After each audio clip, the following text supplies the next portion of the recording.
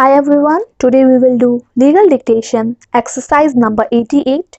You can get the PDF from description box. So ready? Start.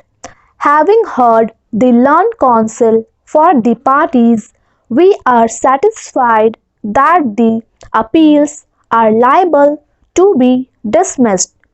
It is well settled that one of the co-owner can file a suit for eviction of a tenant in the property generally owned by the co-owner. This principle is based on the doctrine of agency. One co-owner filing a suit for eviction against the tenant does so on his own behalf in his own right and as an agent of the other co-owner. The consent of other co-owner is assumed as taken unless it is shown that the other co-owner were not agreeable to eject the tenant and the suit was filed in spite of their disagreement. In the present case, the suit was filed by both the co-owner.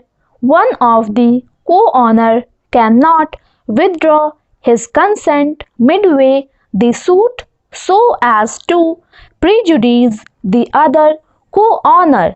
The suit once filed, the rights of the parties stand crystallized on the date of the suit and the entitlement of the co-owner to seek ejectment must be adjudged by reference to the date of institution of the suit, the only exception being when, by virtue of a subsequent event, the entitlement of the body of co-owner to eject the tenant comes to an end by act of parties or by operation of law.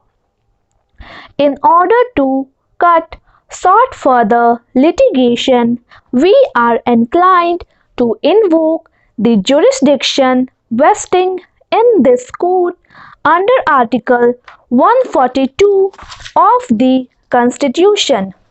As noted in the earlier part of the judgment, the land standing below the structure has been partitioned.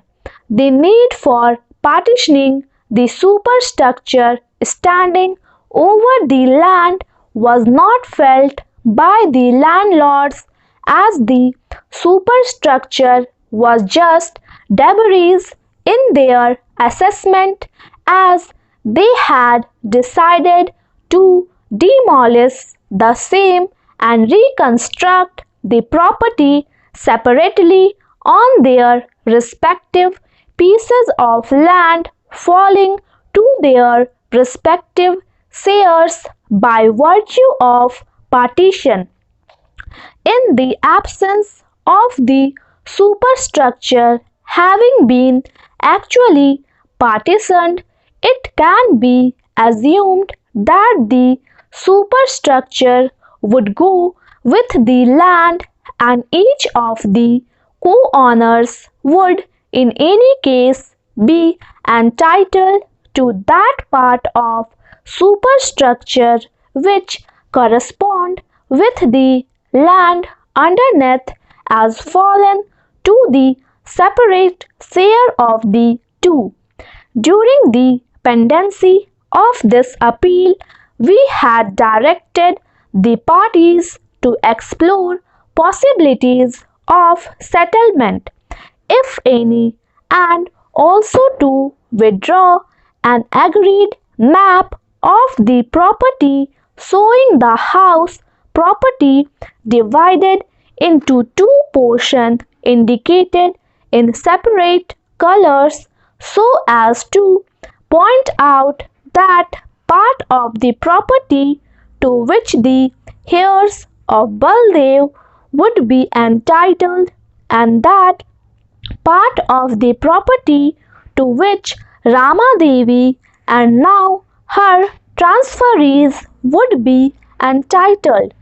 Unfortunately, the parties have not been able to draw an agreed map. Both the parties have filed their separate map. On a perusal of the two maps, we do not find any substantial difference therein. Thank you. Please subscribe my channel Steno Star.